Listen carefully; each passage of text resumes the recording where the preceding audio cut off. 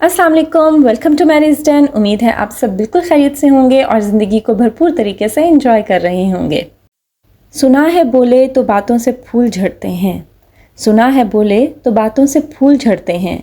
ये बात है तो चलो बात करके देखते हैं।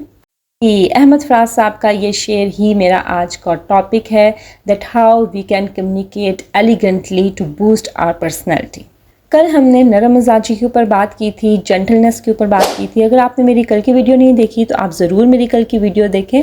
उसी को हम आगे कंटिन्यू करेंगे कि जब आप अपने अंदर नरम मिजाजी पैदा कर लेते हैं तो उसके बाद नेक्स्ट स्टेप आता है that how you are talking with others. आप दूसरों के साथ किस तरह से बातचीत कर रहे हैं, that is very very important. आपको याद होगा कुछ साल पहले एक ऐड आया करता था टीवी के ऊपर जिसमें there was very beautiful girl and there was a guy who was attracted towards that girl. He wanted to talk to her but जैसे ही वो बोलती है दैट गाय रैन अवे। ठीक है, तो बिल्कुल जी रियल ज़िंदगी में भी ऐसे ही होता है। हम किस तरह से कम्युनिकेट करते हैं, किस तरह से बातचीत करते हैं, that is very very important in deciding that people are attracted towards us या हमसे वो दूर भागते हैं।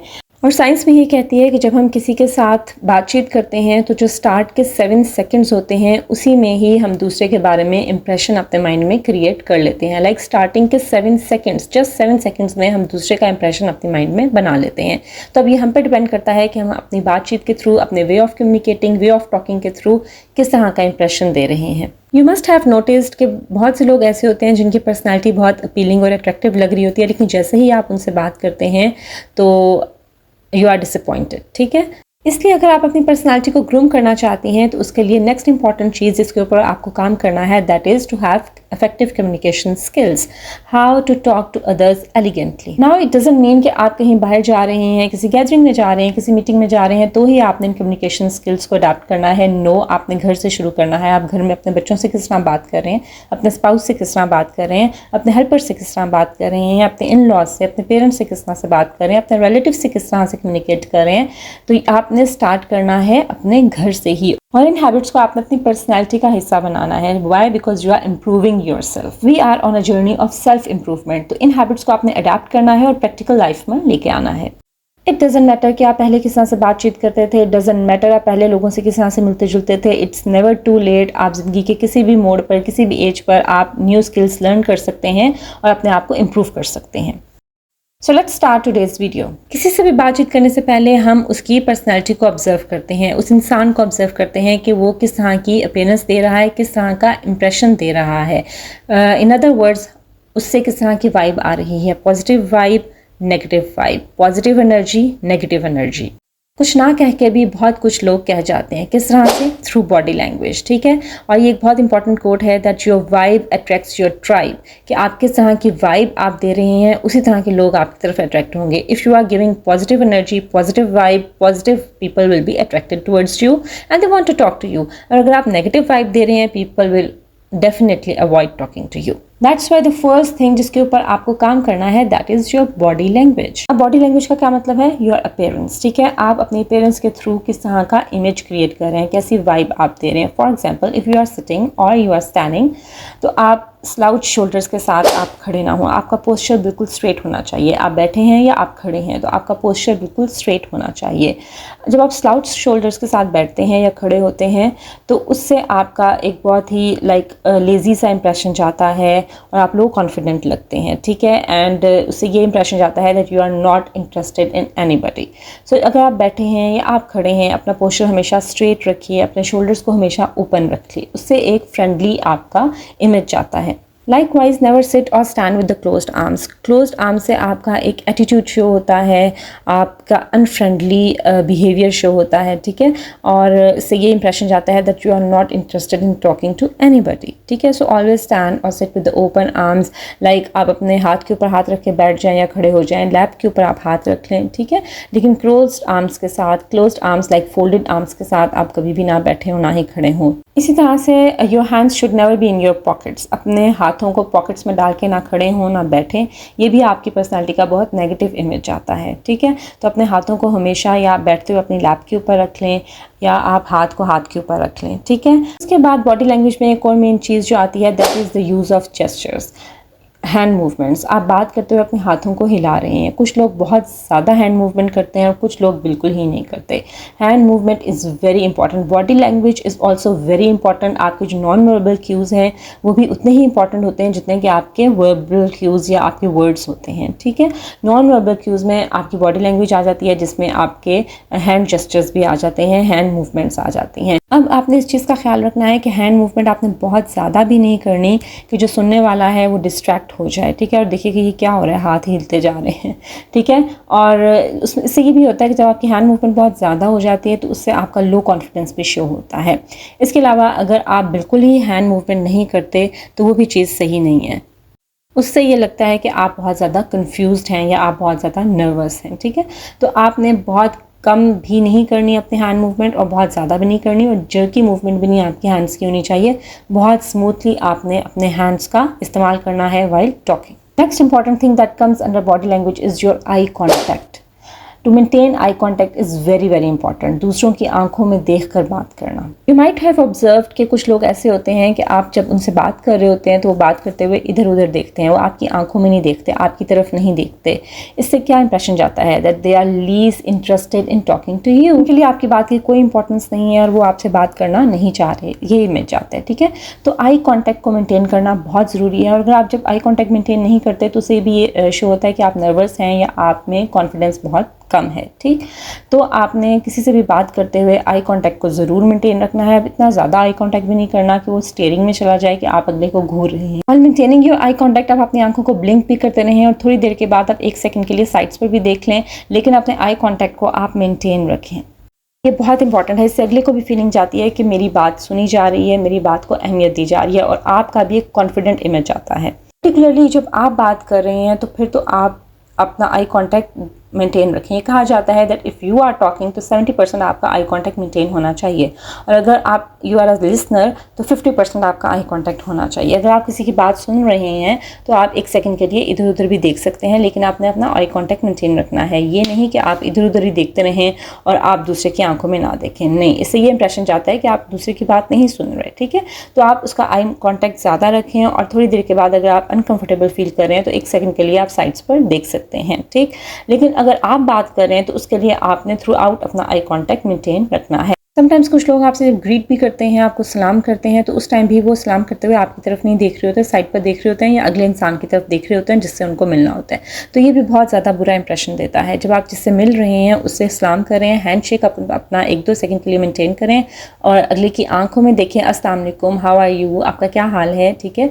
तो उससे पूछ के उसका जवाब सुन के फिर आप आगे की तरफ जाएँ, तब तक आप उनसे आई कॉन्टैक्ट मेंटेन रखें।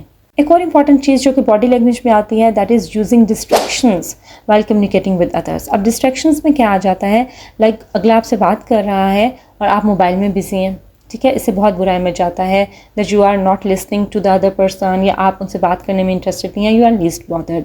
इसके अलावा कोई आपसे बात कर रहा है और आप अपने बालों से खेल रहे हैं, ये एक बहुत बुरी हैबिट है जो कि अक्सर लोगों में होती है कि जब कोई आपसे बात कर रहा हो और आप कंटिन्यूसली अपने बालों के साथ खेल रहे हैं, कभी इधर देख रहे हैं, कभी उधर देख रहे हैं, तो ये भी बहुत बुरा इंप्रेशन आपके बारे में जाता है that you are not interested in talking to the other person.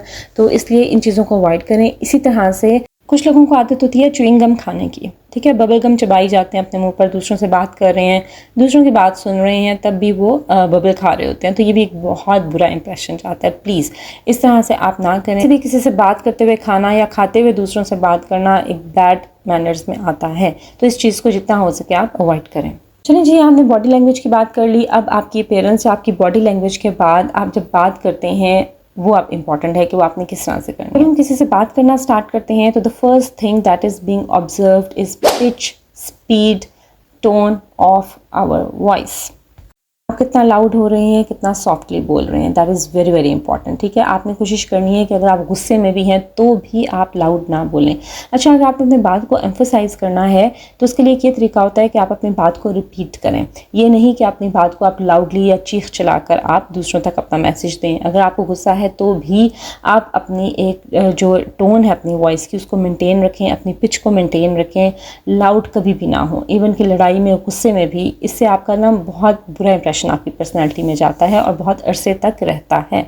इसलिए लाउड तो आपने बिल्कुल भी नहीं होना, लाउडनेस को अपनी ज़िंदगी से आप निकाल दें। बिल्कुल आपने एक पोलाइट टोन रखनी है, और अगर आपको गुस्सा है या आप किसी बात को एम्फोसाइज़ करना चाह रही हैं या चाह रही हैं, तो आप उस बात को रिपीट कर दें। Be a soft and elegant speaker. इसके अलावा जिस चीज़ पर हमें काम करना है that is the speed of speaking, कि हम कितनी स्पीड में हम बात कर रहे हैं। कुछ लोग बहुत ज़्यादा तेज़ बोलते हैं, कुछ लोग बहुत ही आहिस्ता बोलते हैं।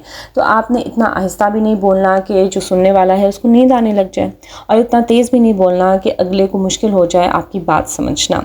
अब मेरे साथ थ्रू आउट माई लाइफ ये मसला रहा है कि मैं बहुत ज़्यादा तेज़ बोलती हूँ, लेकिन मैंने विद टाइम इस चीज़ को काफ़ी हद तक ओवरकम कर लिया है। अच्छा, इसका एक तरीका मैं आपको ये बताती हूँ कि आप बोलते हुए अपनी आवाज़ को रिकॉर्ड करें। ठीक है, अब तो रिकॉर्डर हमारे फ़ोन्स पर भी हैं। अब आराम से रिकॉर्डर ऑन करें, अपना मोबाइल अपने सामने रखिए और कुछ बोलिए, 1 मिनट तक अब बोलिए। ठीक है, उसके बाद आप सुने, अपने आप को सुने। आपको पता चल जाएगा कि आपकी पिच कितनी हाई थी, कितनी लो थी, आप कहाँ लाउड हो गए और कहाँ पे आपने बहुत आहिस्ता से बोला, कहाँ पे बहुत तेज़ हो गए, कहाँ पे बहुत आहिस्ता से बोले।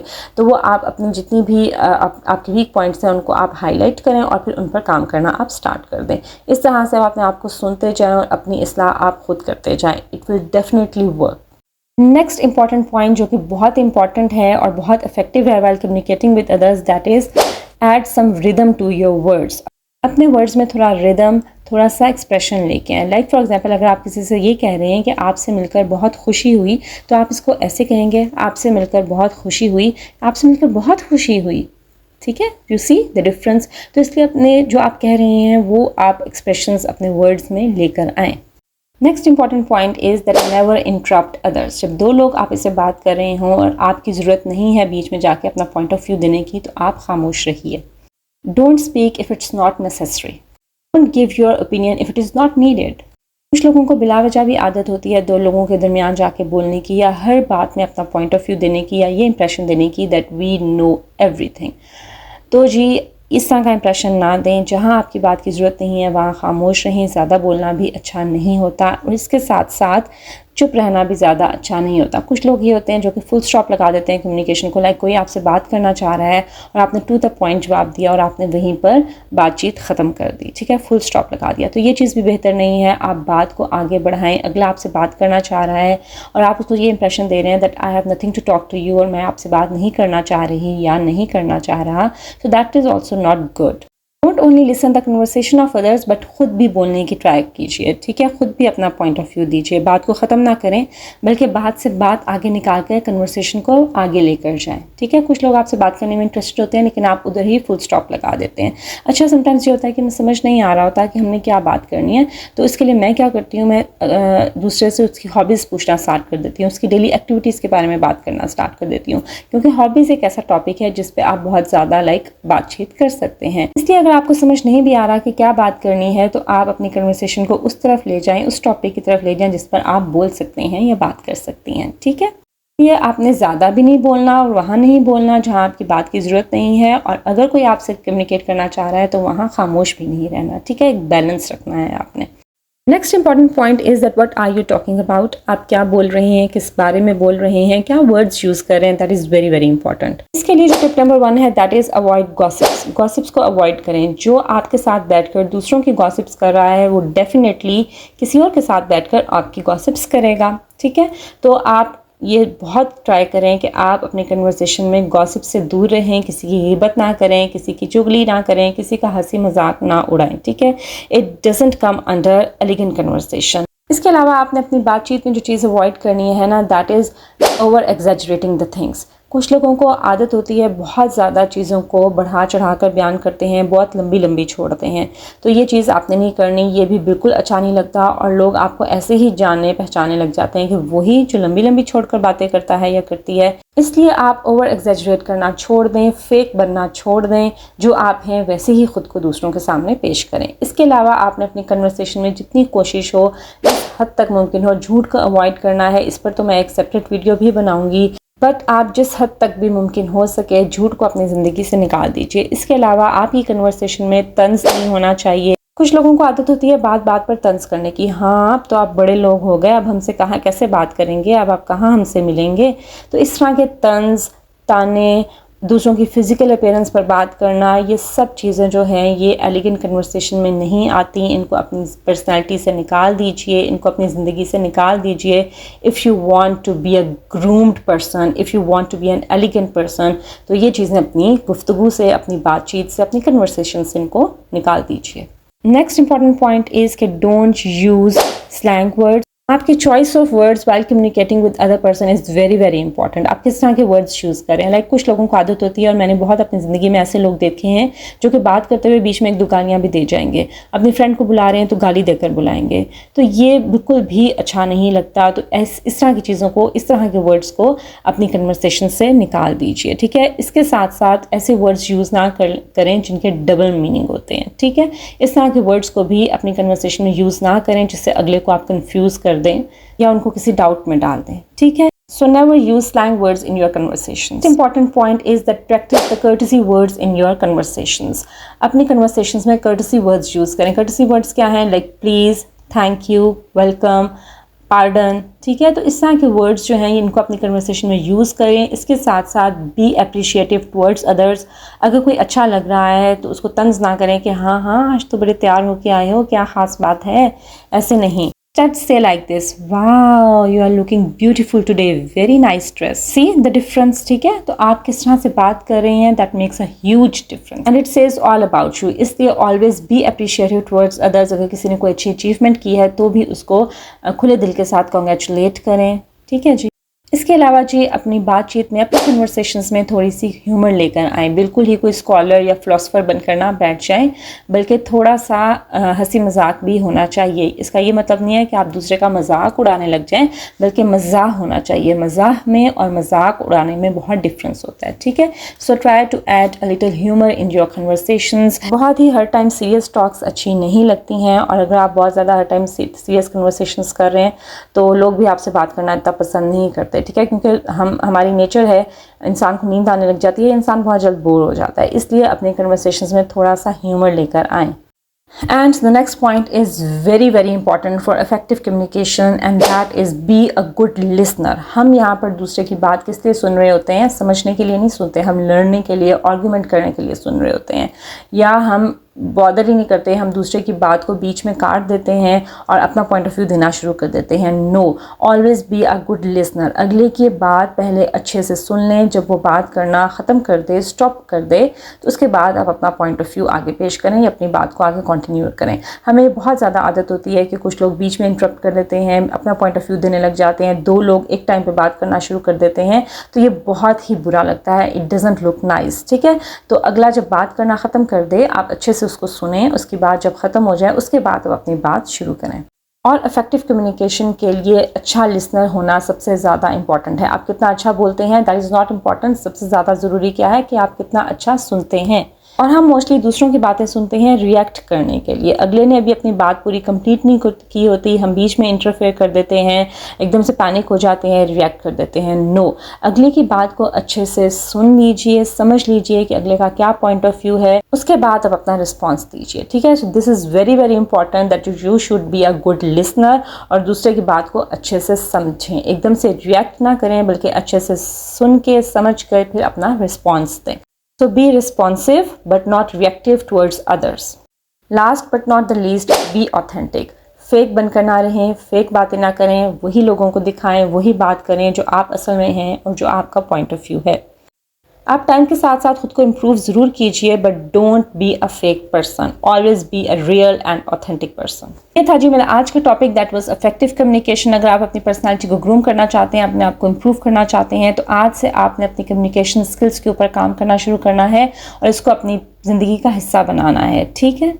So that was all about today's video. अगर आपको मेरी आज की वीडियो अच्छी लगी हो, इसको ज़रूर लाइक करें, शेयर करें और मेरे चैनल को ज़रूर सब्सक्राइब करें ताकि आप आने वाली वीडियोस से फ़ायदा उठा सकें। So this is Maria signing out. Until my next video, अल्लाह हाफिज़।